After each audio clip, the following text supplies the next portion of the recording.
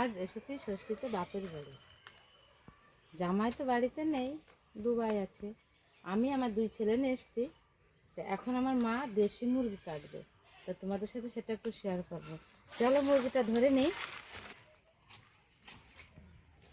আমার মা মুরগির ঘর দেখো, এই দেখো আলুর বস্তা দিয়ে চট সেলাই করেছে। আর দেখো মুরগি কাটা, দেখো ওইখান থেকে আমি মোরগ কাটবো একটা। আমার মা এখন মুরগি ধরতে মোরগ ধরতে যাচ্ছে।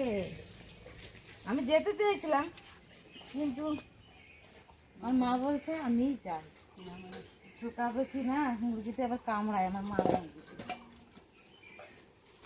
জামাই থাকলে হয়তো আমার মা খাসির মাংস খাওয়াতো, কিন্তু এখন মেয়ে এসেছে, এটা মেয়ে ষষ্ঠী হচ্ছে, এটা আমার ষষ্ঠী না, মেয়ে ষষ্ঠী।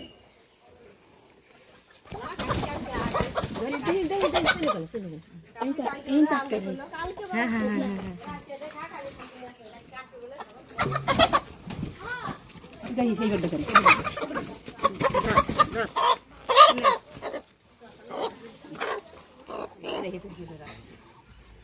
এখন তো দেশি মুরগি বেশি একটা পাওয়াই যায় না, আর আমরা দুটো একটা পুষি এটা খাওয়ার জন্য। দেখো পোষা জিনিস খেতেও পরাণ করে না, মায়া লাগে। আমি কিনে এই মুরগিটা কিনতে গেলে এর দাম মনে হয় 600-700 টাকা নেবে। হ্যাঁ 600-700 টাকা নেবে। মুরগিটা কিন্তু বেশ বড়। মুরগিটা কাটা হয়ে গেছে, মুরগিটা আমি গরম জলে এবার পরিষ্কার করে নেব। তার জন্য দেখো ছালে না অনেক তেল হয়েছে, ওর জন্য গরম জলে দিয়েছি। এই দেখো উঠে যাচ্ছে, কত সুন্দর দেখেছো। মুরগিটা কিন্তু অনেকটাই মাংস হবে। মুরগি না, মরগ মরগ। বাড়ির পোষা জিনিস খেতে একটু খারাপ লাগে, কিন্তু দেশি মুরগি তো এখন কিনতেও বেশি একটা পাওয়া যায় না। এই খাওয়ার জন্য আমার মা দুটো একটা পুষেছে। হ্যাঁ, এই দেশি মুরগির কিলো কত জানো? 400 টাকা করে কিলো। 450? 450 টাকা করে কিলো, কিন্তু তবুও পাওয়া যেতে চায় না। এটা পাবা না, সোনালি পাবা। হ্যাঁ সোনালি পাবা, দেশি পিওর দেশি পাবা না। আর এটা আমার মা বাড়ি তৈরি করা মুরগি, এটা বাড়ি আমাদের তৈরি করা, মানে বাড়ির ডিম মুরগি তাও দিয়ে বাচ্চা ফুটিয়ে সেই মুরগির থেকে এই দুটো মোরগ হয়েছে আর 4টে মুরগি হয়েছে। তার থেকে একটা খেলাম, আর একটা আশ্বিন মাসে গিয়ে খাবো পুজোতে। এখন এই যে রান্নার জন্যই বসে পড়েছি, মশলাপাতি বানাবো। দেখো এই পাশে বৌদি কচুর মুড়ি দিয়ে লাঠা মাছ দিয়ে রান্না করবে, সেটা করছে। আর ওর পাশে ঠাকুমা এই যে আমার সমস্ত কিছু গুছিয়ে দিল, রসুন আদা লঙ্কা এগুলো গুছিয়ে দিল। এরা এবার আমি মশলা করে নেবো, মিক্সিতে পেস্ট করবো। প্রচণ্ড গরম পড়েছে, গরমে আর কিছু ভালো লাগছে না। ফ্যান চালিয়ে বসেছি, কিন্তু তবুও গরম পাচ্ছে, খুব প্রচণ্ড গরম পড়েছে। জামাই ষষ্ঠীতে জামাইরা তো খাবে, খেয়ে সবাই সাবধানে থেকো জামাইরা কিন্তু, কারণ এই গরমে দই মিষ্টি তো খাচ্ছ প্রচণ্ড, আমি জানি, বুঝতে পারছি। সাবধানে থেকো সবাই, খাওয়া দাওয়া একটু দেখে শুনে করো। হয়ে গেছে আমার, দেখো মশলাটা করা। এই দেখো কি দারুণ হয়েছে আমার এই মিক্সারটা, আসলে খুব সুন্দর। মাংসটা এখন আমি ম্যারিনেট করে নেব। প্রথমে লবণ দিয়ে দেবো, পেঁয়াজ, হলুদ, এই যে এখানে সব কিছু আছে, আদা পেঁয়াজ রসুন জিরে শুকনো লঙ্কা।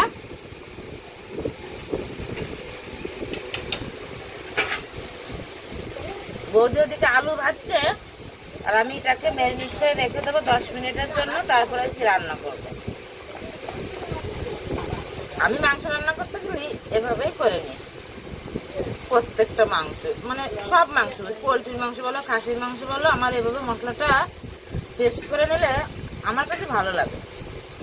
ভালো লাগে কি ভালো হয়, এভাবে একবার করে খেয়ে দেখো, তাহলে বুঝতে পারবা, খুব সুন্দর হয়। আমার বৌদি কথা বলতে পারে না,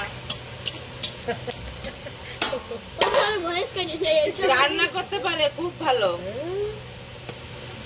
তোমরা দেখো বুঝতে পারবা, এত সুন্দর রান্না করবে, দেখে খেতে ইচ্ছা করবে। হাতে দেবো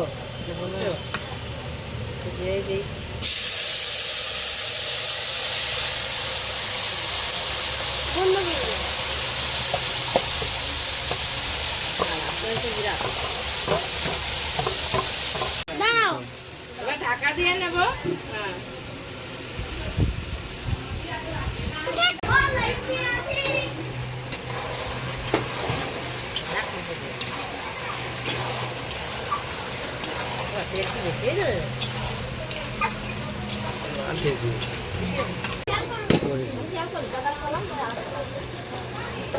এবার রাঁধুনি চেঞ্জ হয়ে গেল, আমি চলে আসলাম রান্না করতে। বৌদি অন্য কাজে ব্যস্ত হয়ে গেল, আমাকে বললো তুমি একটু বসো। ভেজে রাখা আলুটা আমি এবার দিয়ে দেবো। মাঝে নিতে হবে তেল হতে।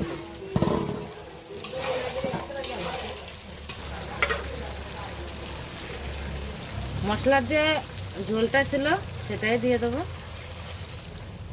মাংসটা খেয়ে বললো আমার ছেলে, বলে খুব ভালো হয়েছে, মানে নরম আছে। আমি ভেবেছিলাম প্রেশার কুকারে দিতে হবে, কিন্তু মাংসটা এত নরম হয়েছে প্রেশার কুকারে দেওয়া লাগবে না। একটু ঝোল ঝোল করে রান্না করবো। ঢাকনাটা তুলে নিয়ে আমি একটু দেখে নেব।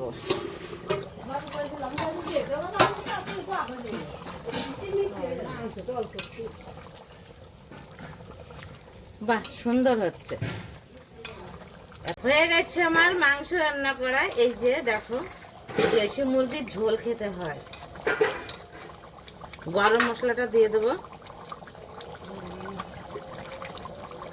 গরম মশলা দিয়ে দেবো।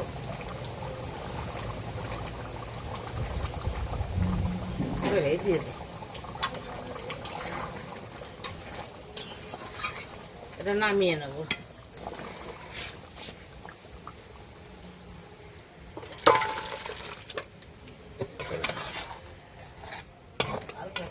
ঝোল ঝোল। আর এটা কিন্তু লেগ, এই যে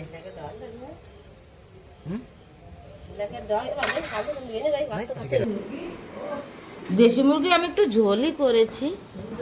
কি দারুণ লাগবে, একটা খেয়ে রাখবো নাকি? একটা খেয়ে দেখি, দেখি মাংসটা কেমন হয়েছে।